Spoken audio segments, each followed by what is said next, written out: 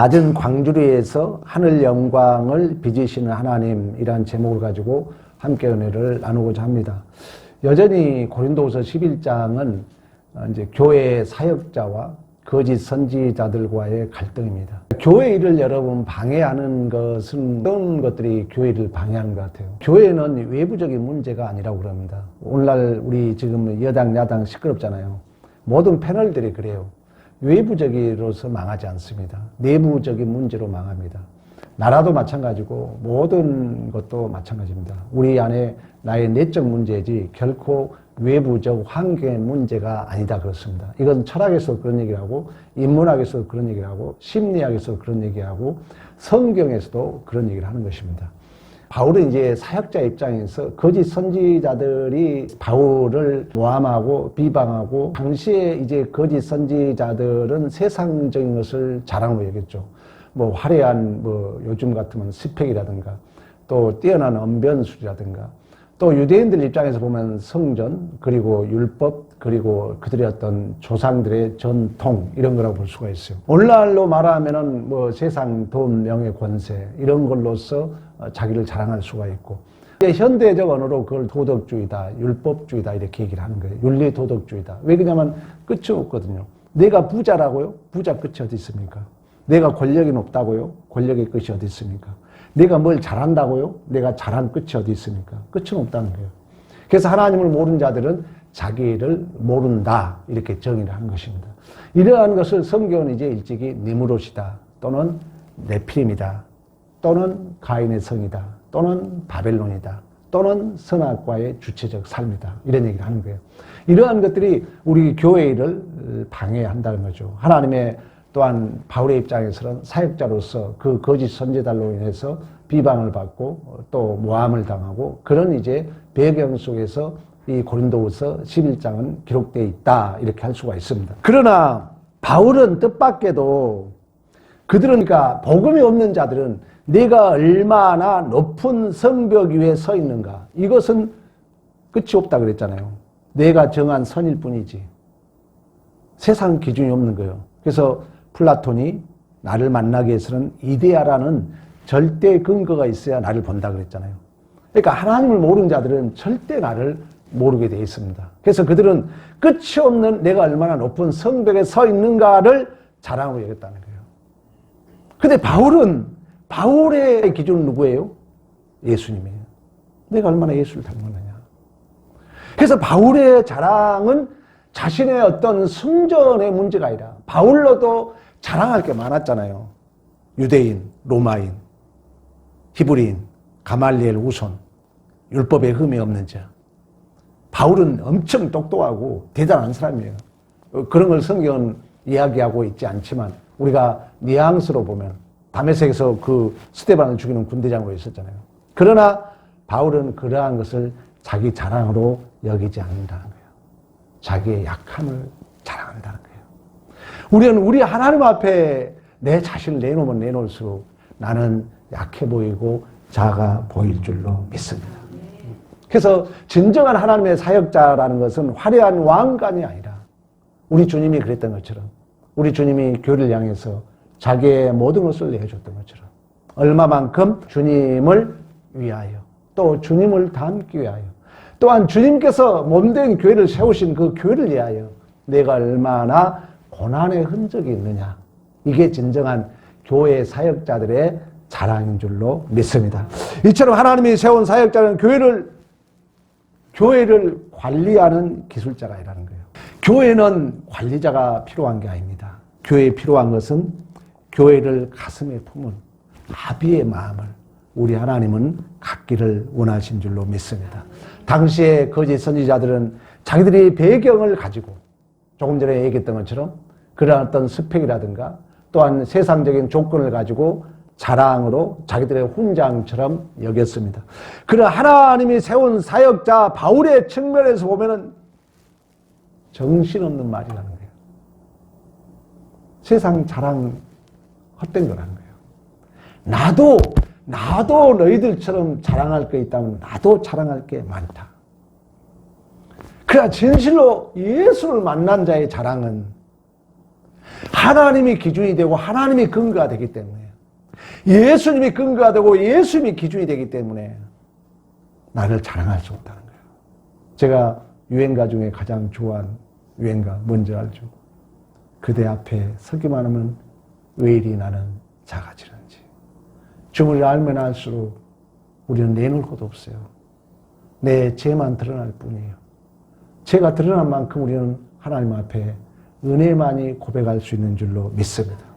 그래서 사도 바울의 입장에서는 23절, 25절, 26절 우리 지난주에 읽었던 것처럼 27절까지 그런 얘기합니다. 옥에 갇혔습니다. 태창에 맞았다. 돌에 맞았다. 파선을 당했다. 40에 하나 감한 매를 맞았다. 강의 위협, 강도의 위협, 동족의 위협, 이방인의 위협, 신의 위협, 강의 위협, 바다의 위협, 특히 같은 형제들이지만 거짓 형제들의 위협, 이런 위협에 대해서 8번이나 위험에 대하여 8번이나 강조하고 있습니다.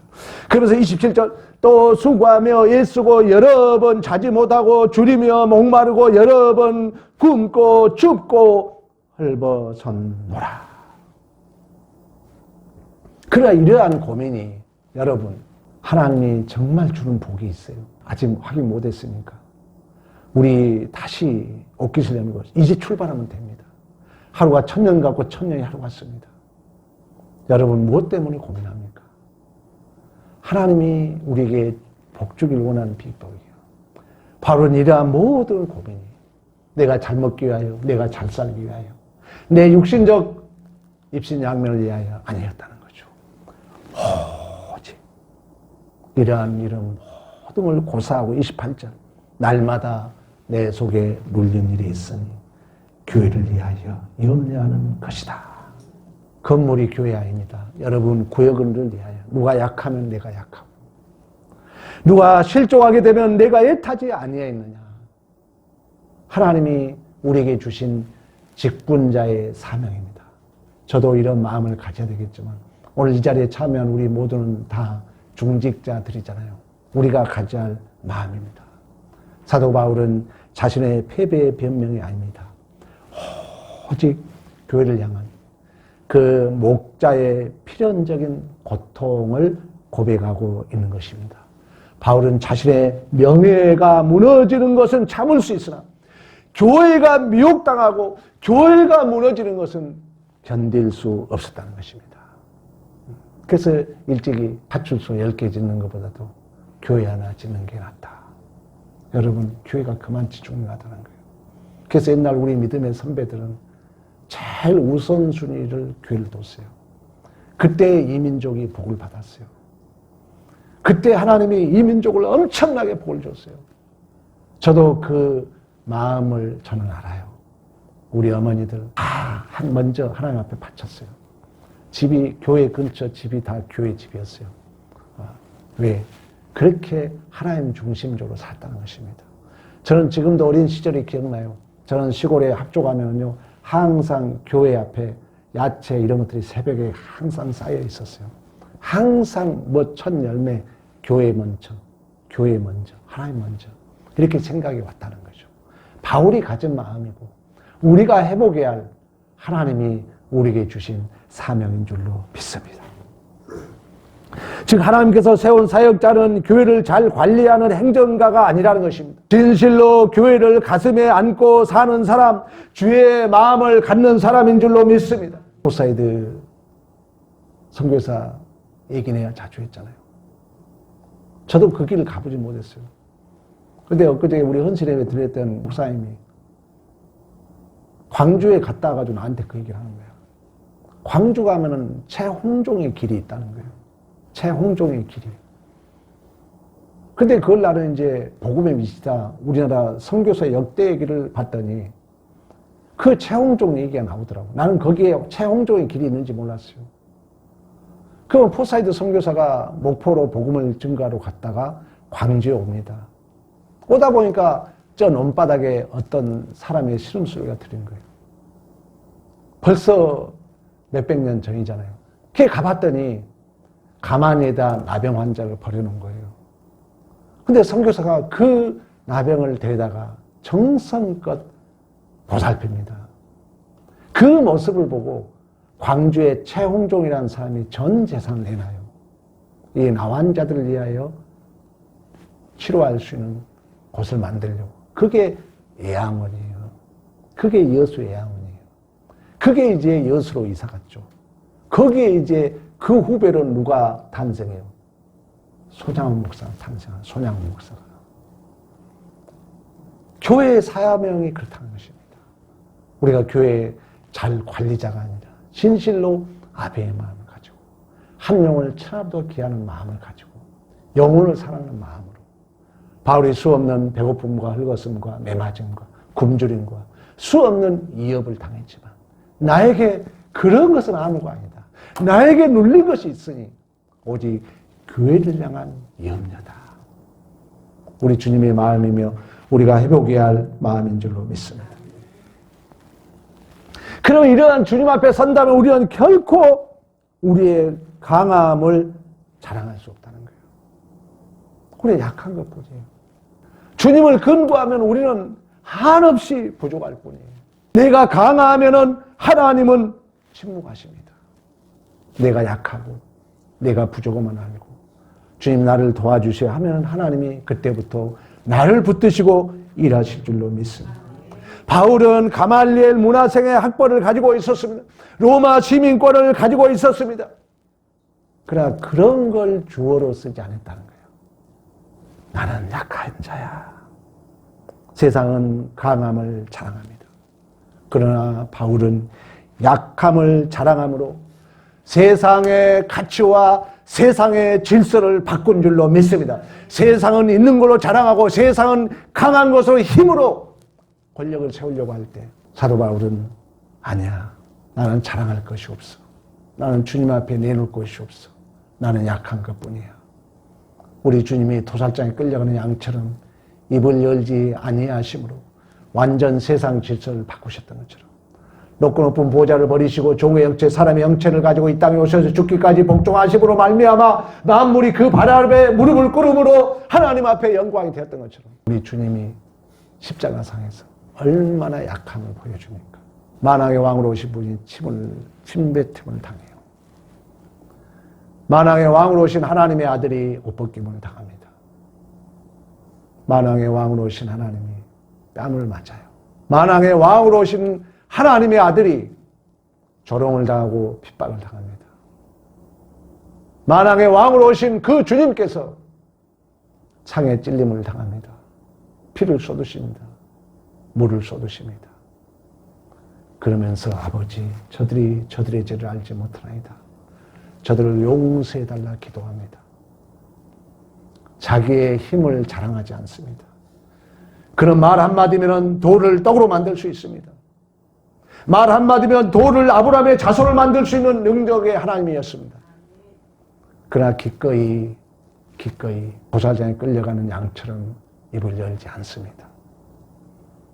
그러한 약함을 통하여 하나님의 구속의 역사는 이루어졌고 그를 지켜보던 백부장과 많은 무리들이 진실로 하나님의 아들이었도다 고백한 줄로 믿습니다. 이처럼 우리의 사역은 나의 자랑으로 증명하는 게 아니라는 거예요.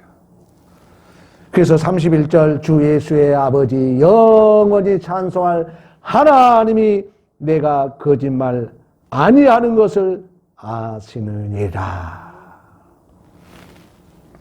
하나님이 나의 보증이 된다는 거예요. 하나님 앞에 그래서 우리는 고람되어 삶을 살아야 돼요. 모든 순간 하나님 앞에 내가 섰다면 우리는 한없이 약해질 수 있죠. 여러분 성령 충만함을 뭐라 그러는 줄 아세요? 이례적이라 그래요.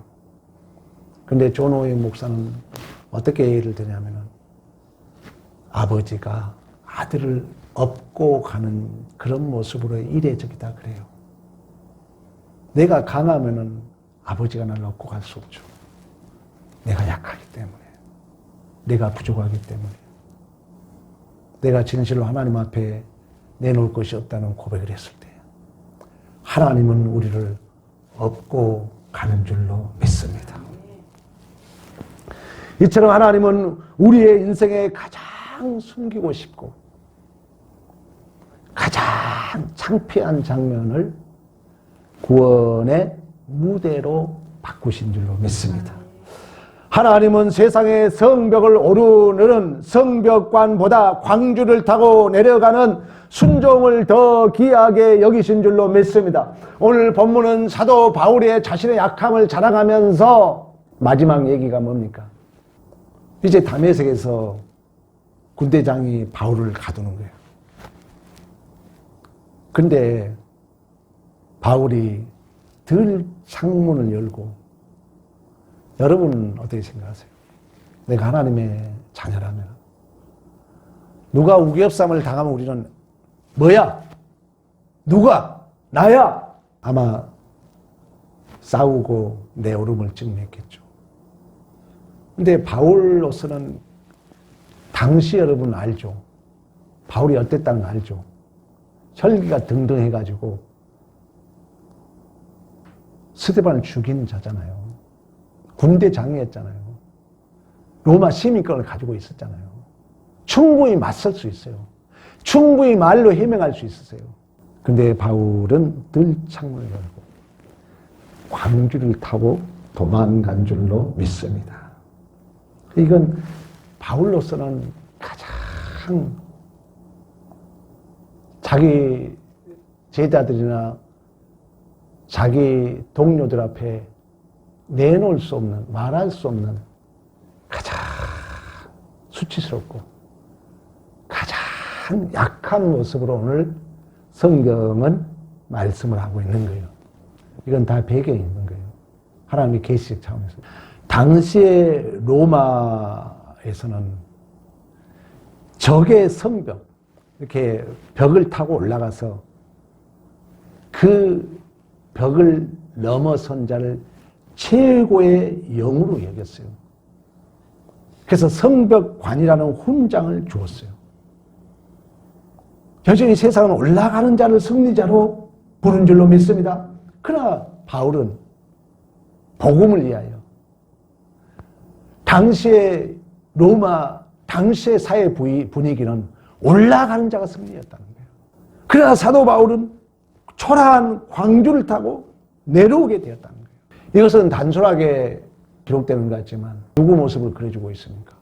우리 주님이죠. 우리 주님이 높고 높은 보좌를 버리시고 종의 형체, 사람의 형체로 성육신, 사람의 몸을 쓰고 왔다는 거예요. 무한하신 분이 요한 속으로 들어온 거예요. 이걸 자기 비하다, 이런 신학적 수로를 씁니다. 또한 오늘 본문에 아리다 왕의 고관들이 나를 잡으려고 다메섹 성을 지켰다고 그래요. 그러면 하나님이, 여러분 그럴 수 있지 않습니까? 하나님이 천군천사를 동원해가지고 그 고관들을 부수고 성문을 깨뜨리고 불을 내려서 그들을 심판할 수 있지 않습니까? 그러나 하나님이 일하신 방법은 약함을 통하여 들창문을 타고 광주를 타고 모세의 구속의 역사를 나일강에 뭐가 떼어지죠?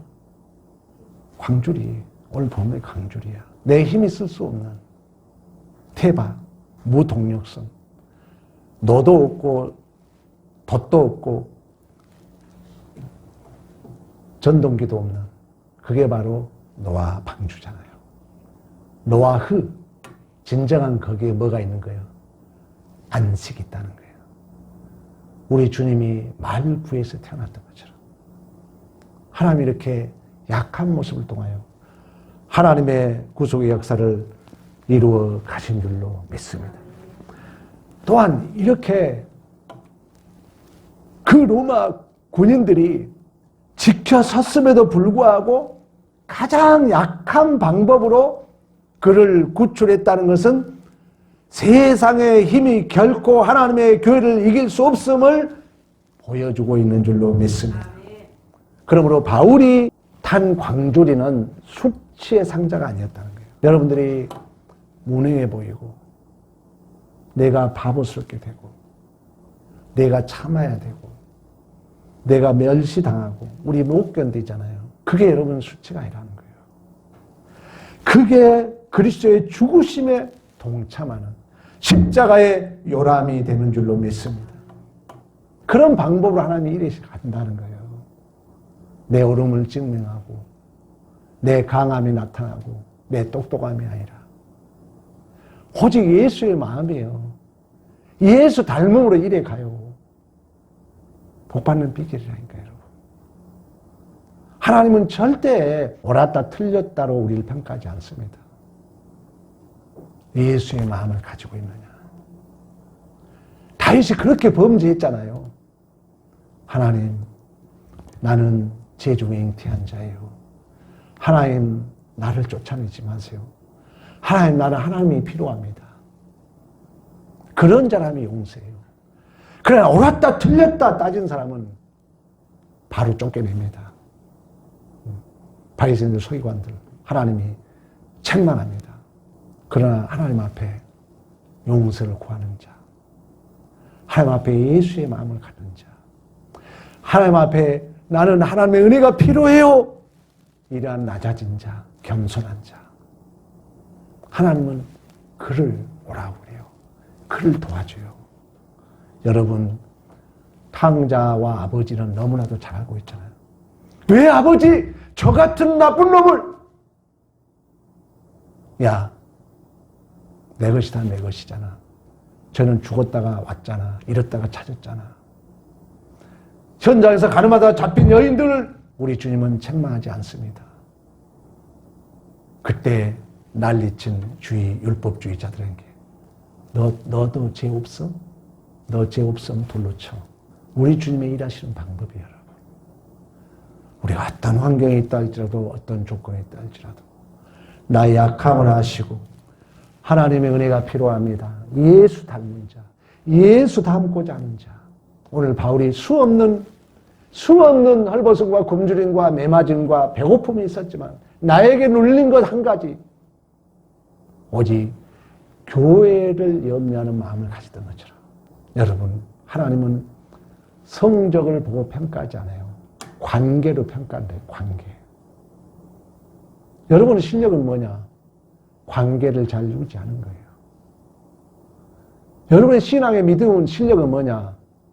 원수라도 내가 관계를 잘 맺는 거예요.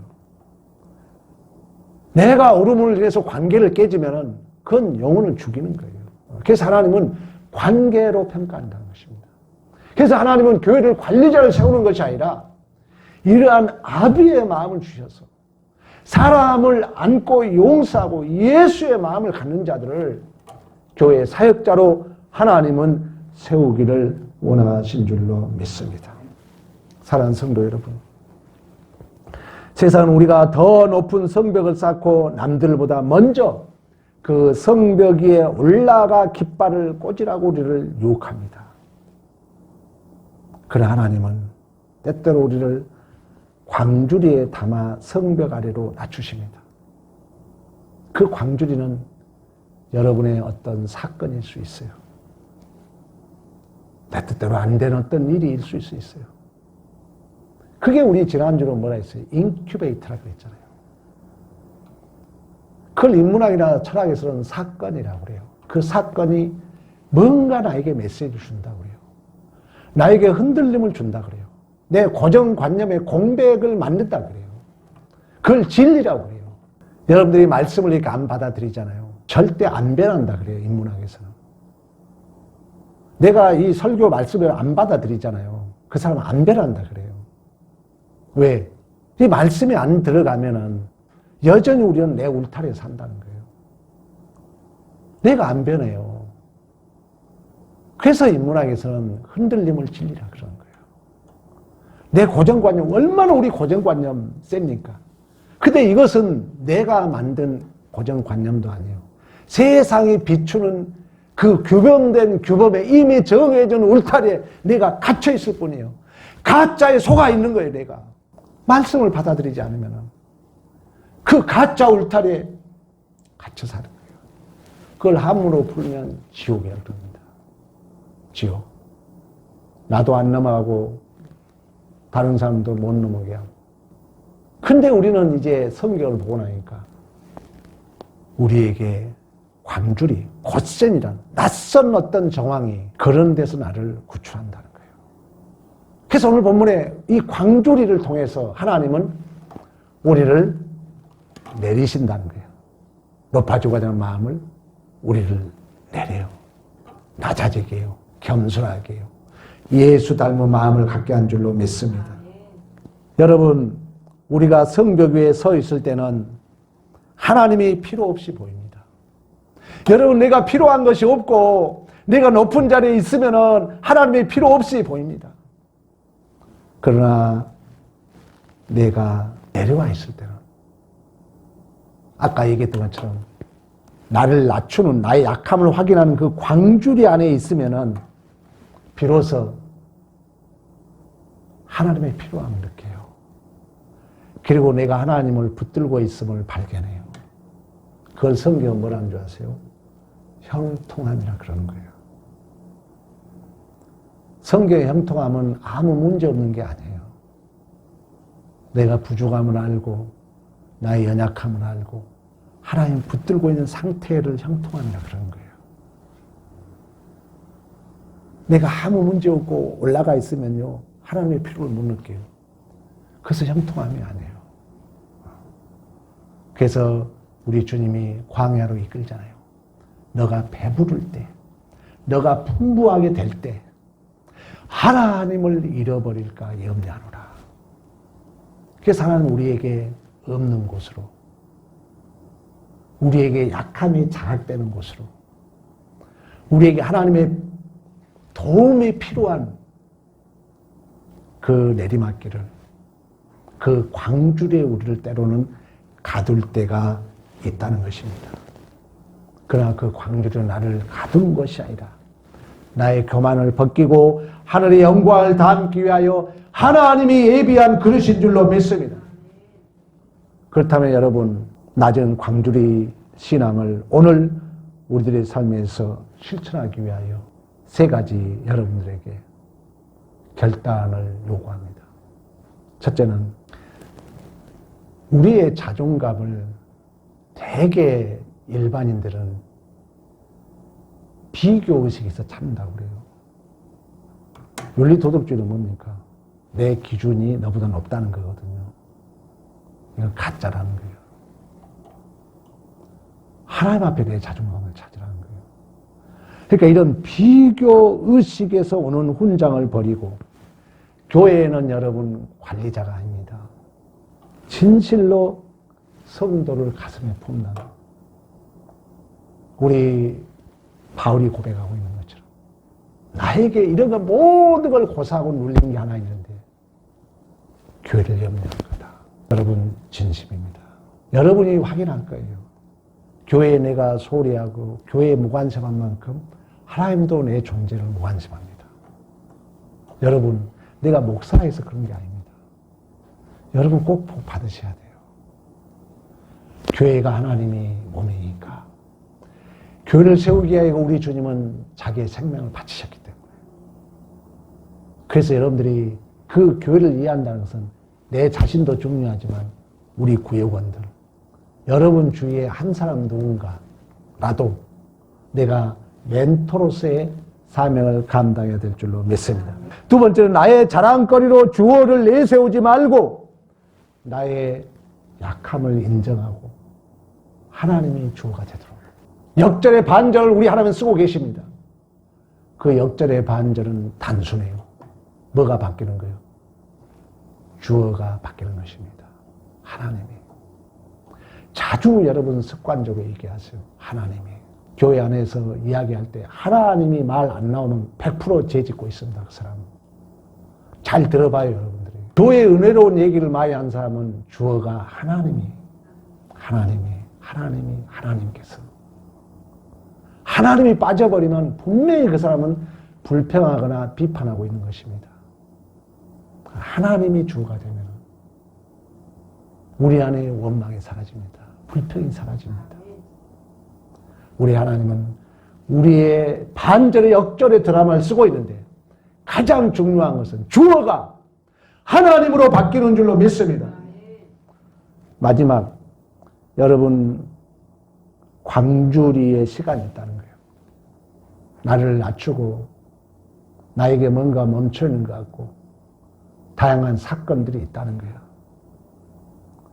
그것은 하나님이 여러분들 더욱더 하나님 앞에 가까이 이끌고 있다는 것을 믿으시고 불평의 조건을 찾지 마시고 감사의 조건을 찾기를 축복합니다.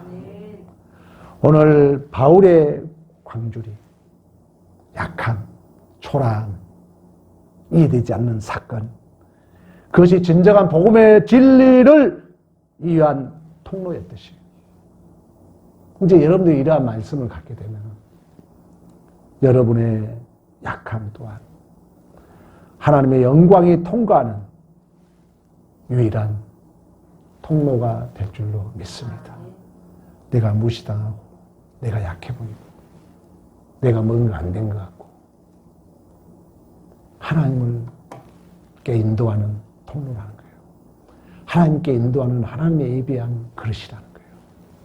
그걸 믿음으로 잘 받아들이고 하나님께 묻고 하나님과 교제하게 되면 분명 하나님께서 상상하지 못한 또 다른 은혜를 우리에게 허락하실 줄로 믿습니다. 이러한 믿음의 승리가 있기를 간절히 축복합니다.